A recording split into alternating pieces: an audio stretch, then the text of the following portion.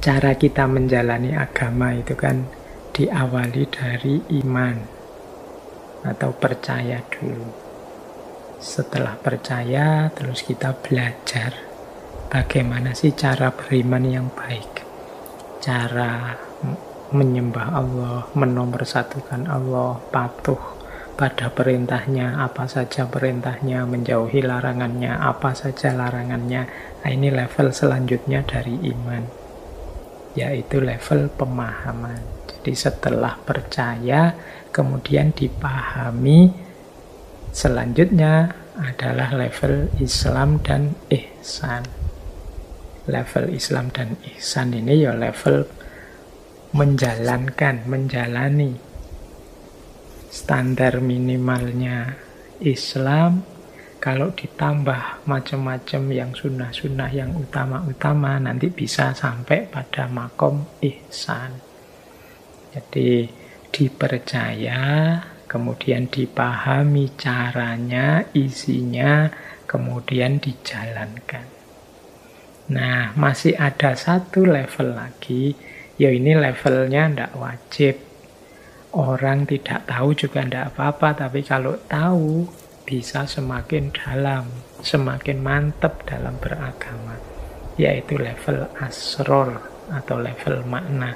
Asror itu dari kata-kata sir yang artinya rahasia. Inilah yang nanti disebut hikmah, atau kadang juga kita menyebutnya dengan istilah falsafah. Makanya teman-teman yang belajar hukum Islam itu pasti kenal istilah falsafah tasyri' atau hikmatut tasyri'. Ini menyelami hukum syariat sampai level asror, sampai level makna-makna. Tidak sekedar diimani, dipercaya, dijalankan, tapi juga diungkap rahasia-rahasianya. Nah, ini makomnya namanya makom hikmah. Yang sifatnya memang tidak wajib. Tapi kalau kita bisa tembus sampai level hikmah ini, kalau bahasanya Al-Quran, wa may yu'tal hikmata faqad utiya khairan katsira. Barang siapa yang oleh Allah dianugerahi dengan hikmah, maka dia seperti diberi kebaikan yang banyak sekali. Nah, ini latihan pelan-pelan. Malam hari ini kita belajar puasa di level asror ini, di level hikmah. Ini seperti Imam Ghazali itu di awal kitab Ihya itu kan, bab-bab awal, rubuk-rubuk awal itu kan beliau membahas yang berhubungan dengan peribadatan diawali dengan kata-kata asror. Asrorut toharoh, asrorus sholah, asrorus siyam, asrorus zakah. Nah, ini maksudnya membahas tentang bersuci, tentang puasa, tentang zakat di level asror, di level hikmah, yang tidak sekedar menceritakan syarat rukunnya apa biar sah, tapi juga makna dan rahasia-rahasia di baliknya apa. Nah, malam hari ini kita mencoba seperti itu ya, meskipun semampu kita, sekuasa kita. Paling tidak semoga setelah ini kita tambah mantap bahwa ternyata puasa itu luar biasa untuk kepentingan diri kita dunia akhirat, untuk kepentingan masyarakat, bahkan untuk kepentingan zaman kita yang hari ini mungkin ada banyak keprihatinan-keprihatinan.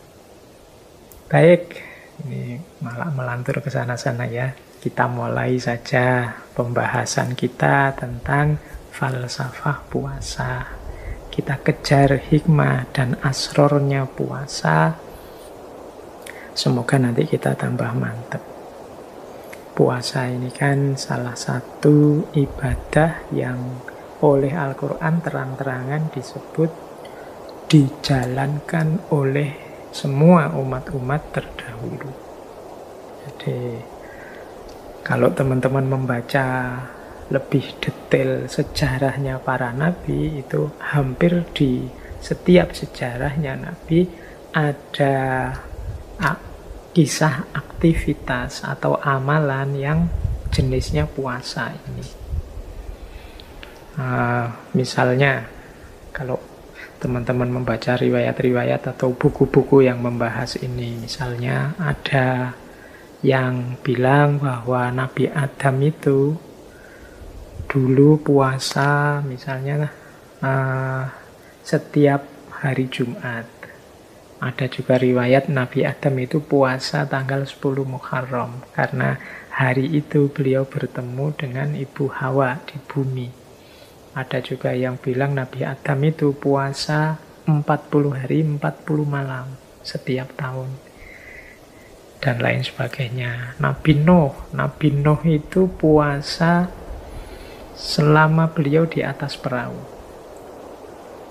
Dan nanti setelah turun dari perahu ada riwayat juga beliau puasa 3 hari setiap bulannya. Nabi siapa lagi? Nabi Yakub. Nabi Yakub ini ayahnya Nabi Yusuf. Beliau sering puasa untuk keselamatan putra-putranya. Putranya sendiri Nabi Yusuf itu juga puasa sejak dalam sumur, puasa saat di penjara, bahkan ada riwayat beliau ini puasa juga saat menjadi Menteri Perekonomian Mesir saat itu.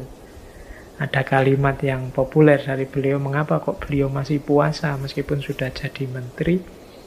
Jawabannya Nabi Yusuf, karena aku khawatir kalau aku kenyang, nanti aku lupa dengan kelaparannya, kondisi perutnya fakir miskin. Beliau ini kan menteri urusan ekonomi yang ngurusi kesejahteraannya rakyat. Maka beliau puasa biar beliau tidak lupa bahwa seperti ini loh rasanya lapar itu. Sehingga beliau semangat untuk membantu kaum fakir miskin. Apalagi posisi beliau ini menteri perekonomian.